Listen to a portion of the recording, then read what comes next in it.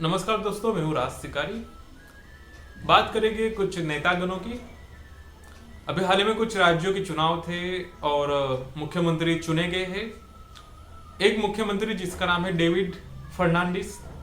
David Fernandes नाम कह रहा हूँ, आप बता दीजिएगा कि किसकी बात हो रही है, ठीक है।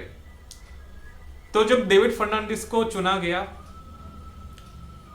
लोग हैरान है कि यार इस आदमी को क्यों बिठाया गया, इतने साल से क्या कर रहा था, इसे बिठाने का कोई कारण है क्या।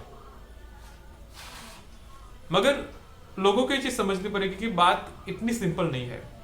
आपका तो निराश होना बनता ही है, आप तो निराश हो गए होगे और आपको निराश होना ही है, क्योंकि दुर्भाग्य से हमारे पास अभी कोई पार्टी नहीं है और लोग दूसरी पार्टी को सपोर्ट भी नहीं करते। जो नई पार्टी होती है, नए लोग होते हैं, उन्हें सपोर्ट करने वाले बहुत कम लोग होते हैं, ठीक है।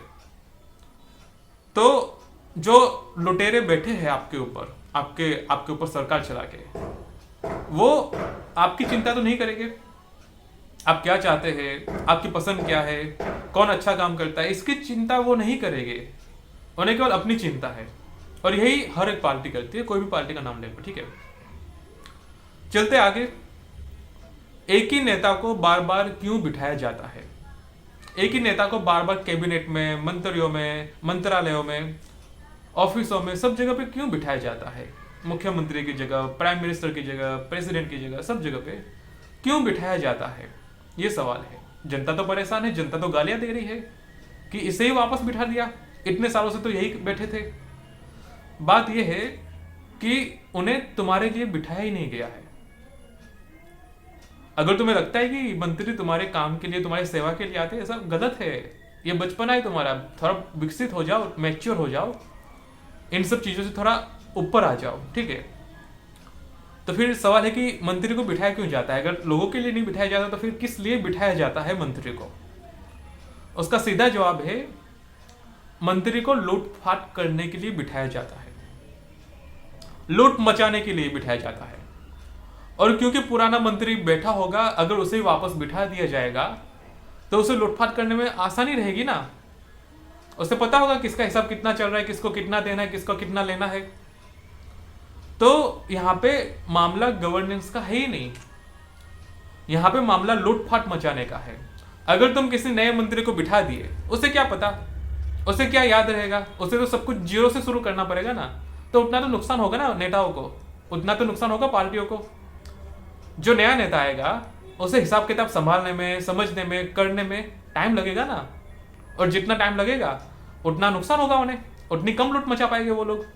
इसीलिए पुराने नेता को ही वापस उसी पद पे बिठा दिया जाता है, क्योंकि हिसाब किताब गड़बड़ ना हो जाए लूट मचाने का, ठीक है। जो भी इनके साथी होते हैं, व्यापारी, उद्योगपति, जो भी होते हैं, उन्हें सूट समेत लौटाना भी तो पड़ता है ना पैसा। जो चंदा लिया होता है, पैसे लिए होते हैं, उसे लौटाना भी पड़ता है ना, ब्याज समेत। तो इसीलिए अगर पुराने मंत्री बैठे हो गए तो वो ये सब करने में आसानी से कर लेंगे। और इसलिए पुराने मंत्रियों को ही बार बार बार बार बार बार बिठाते रहते हैं ये लोग। उन्हें आपके भले से या मेरे भले से कोई मतलब नहीं है। आप सोच के देखिए, एक ऐसी पार्टी जिसमें 2 करोड़ से भी ज्यादा लोग हैं, 2 करोड़ से भी ज्यादा लोग हैं, क्या 2 करोड़ से ज्यादा लोगों में उन्हें एक ऐसा व्यक्ति नहीं मिला जो अच्छा काम कर सके, जिसे वो बिठा सके? यही तो सवाल है ना। तो यही चीज है, आपको बेवकूफ बनाया जाता है और आप बेवकूफ बनते भी है। और आप समझते हैं कि यार क्या ही बिठा दिया, क्यों बिठा दिया, आप कंफ्यूज रहते हैं कि क्यों बिठाया। मगर असली गणित यही है, असली गणित यही है, ठीक है। और ये सरकारों में नहीं है, ये अधिकारियों में भी है। मेरे ऐसे कितने ही जान पहचान वाले हैं जिनकी कभी कभी गलती से ट्रांसफर हो जाती है किसी ऐसे विभाग में या डिपार्टमेंट में जहां पे लूटपाट मच रही होती है। लूटपाट बहुत तरीके से मचती है, ठीक है। पानी की बोतल से, चाय के कप से, सब जगह पे लूटपाट मचती है, कटलरी वगैरह। अभी रेलवे में ही हिसाब किताब आया था कि रेलवे तो घाटे के आसपास चल रही है, घाटे में लगभग चल रही है। और इसके अधिकारी चाय कप सेट मंगवाने में करोड़ों रुपए उड़ा रहे हैं। रेलवे की बात है, आरटीई वगैरह में इसका खुलासा हुआ था कि रेलवे जिसके पास अपने खुद के लिए पैसे नहीं है, उसके अधिकारी करोड़ों में चाय कॉफी के कप मंगवा रहे हैं। सोच के देखो, इतनी चाय कौन पीता है, इतने कप की किसकी जरूरत है? हर रोज एक कप टूट जाता है क्या? ये है सवाल। तो आपके भी कुछ रिलेटिव्स हो गए, आपके भी कुछ जान पहचान वाले हो गए सरकारी विभाग में, डिपार्टमेंट में, आपको हो सकता है खबर पड़ती हो ना पड़ती हो, मगर मैंने ये जाना है अगर किसी अधिकारी का गलती से भी कहीं ट्रांसफर हो जाता है जहां पे लूटपाट मच रही होती है, और अगर वो अधिकारी वो ऑफिसर अगर उनका विरोध करे, उनके बीच में खड़ा रह जाए कि मैं लूटपाट नहीं मचने दूंगा, अगले दूसरे तीसरे हफ्ते में दिल्ली से ऑर्डर आता है कि इसे भगाओ यहां से। ये मेरे जान पहचान वालों के मामले हैं, ठीक है। अगले ही हफ्ते ऑर्डर आ जाते दिल्ली से कि ये आदमी हमें काम करने नहीं दे रहा, इसे कहीं और निकाल दो, और फिर उसे ऐसी जगह पे कचरे जगह पे डालते हैं जहां पे समस्या होती है। कहने का मतलब नीचे तो भ्रष्टाचार हो रहा है, मगर वो भ्रष्टाचार के तार ऊपर भी जा रहे हैं, वरना दिल्ली से ऑर्डर आएगा क्यों? ऑफिसर को ट्रांसफर करने का ऑर्डर दिल्ली से क्यों आएगा? ये तो बात है ना। अगर आप काम करवाना चाहते तो काम करने देते, मगर आपको पता है कि आपको क्या चाहिए, इसलिए आप ऐसे अधिकारियों को तुरंत ही भगा देते हैं।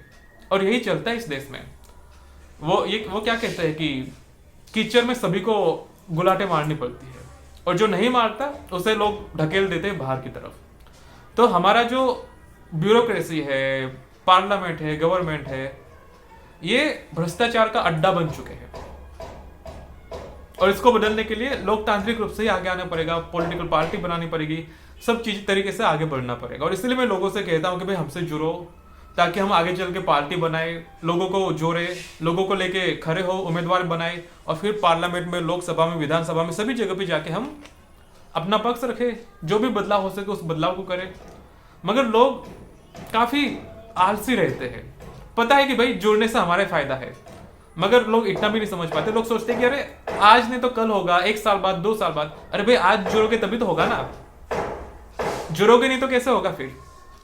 तो यही सब है, एक ही नेता को बार बार बिठाने के पीछे ये सारे कारण हैं। आशा करता हूं कि आपको पता चल गया होगा, और ये बहुत लोगों को पता ही है, मगर लोग खुल के इसके बारे में बात नहीं करते, ठीक है।